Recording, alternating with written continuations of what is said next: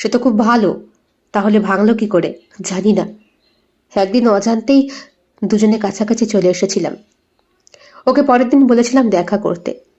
ও আমাকে ফোন করেছিল, কিন্তু সেদিন আমার একটা ফটোশ্যুট ছিল বিয়ে বাড়ির। আমি যেতে পারিনি। বিয়ের কথাটা ওকে আগে বলাও হয়নি, আমার মনে ছিল না।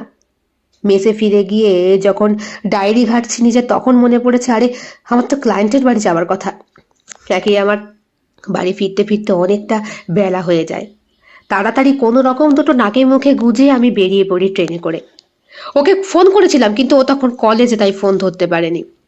আমি ওকে মেসেজও করেছিলাম যে আমি দেখা করতে যাব পরের দিন, কিন্তু কিন্তু পরের দিন আমি আটকে গিয়েছিলাম পটলাদা, প্রচন্ড ঝড় বৃষ্টির কারণে। হয়তো এখানে হয়নি, কিন্তু ওদিকে হয়েছে। সেই কথাটা ওকে আমি জানিয়েওছি, কিন্তু ও বোধহয় আমার কথার বিশ্বাস করেনি। দুদিন পর যখন ফিরলাম, সবার আগে ওর সঙ্গে দেখা করতে ওর বাড়ির সামনে গিয়ে দেখি গেটে তালা বন্ধ। পাগলের মতো হয়ে গিয়েছিলাম পটলাদা। এদিক ওদিক খোঁজ করলাম। ওর সামনেই আর এক ভাড়াটিয়া থাকে। তাকে জিজ্ঞাসা করে জানতে পারলাম ও নাকি বাপের বাড়ি গেছে। মানে মানে ওর বাবার বাড়ি। মেয়েটি এখানে থাকতো না, প্রফেসর, এখানে থেকে কাজ করতো, বাড়ি মেদিনীপুর। কিন্তু কিন্তু কিন্তু কি অরুণ, আমি তো ঠিকানা জানতাম না পটলাদা।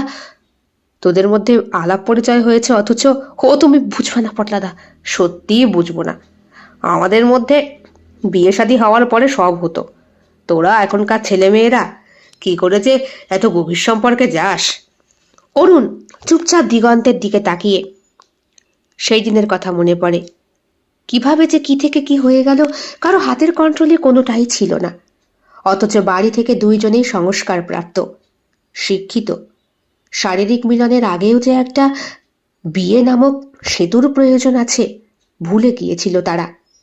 অরুণের বুক ফাটছে, তবুও মুখ ফুটে কাউকে বলতে পারছে না। পটলাদা বললেন, বুঝেছি, খোঁজ কর, ঠিক পাবি। খোঁজ করলে মানুষ ভগবানের দ্বারে পর্যন্ত পৌঁছে যাচ্ছে। ও তো একটা মেয়ে। এক কাজ কর, ওর স্টুডেন্টদের কাছে খোঁজ খবর নে। কলেজে যা। কলেজে তুই গিয়েছিলি নিশ্চয়ই এর আগে। হ্যাঁ গিয়েছিলাম, একটা ফটোশ্যুটের ব্যাপারে। আরে সেটাই তো একটা ইস্যু হলো। সেই ফটোগুলো কি এখনো দিয়েছিস? চট করে অরুণের মাথায় কাজ করলো। না, প্রিন্সিপালের সাথে ওর ভালো সম্পর্ক আছে, নিশ্চয়ই কোনো একটা তথ্য পাওয়া যাবে। এদিকে অনবরত সীমাকে অরুণ ফোন করেই চলেছে। সীমা ফোন ধরছে না।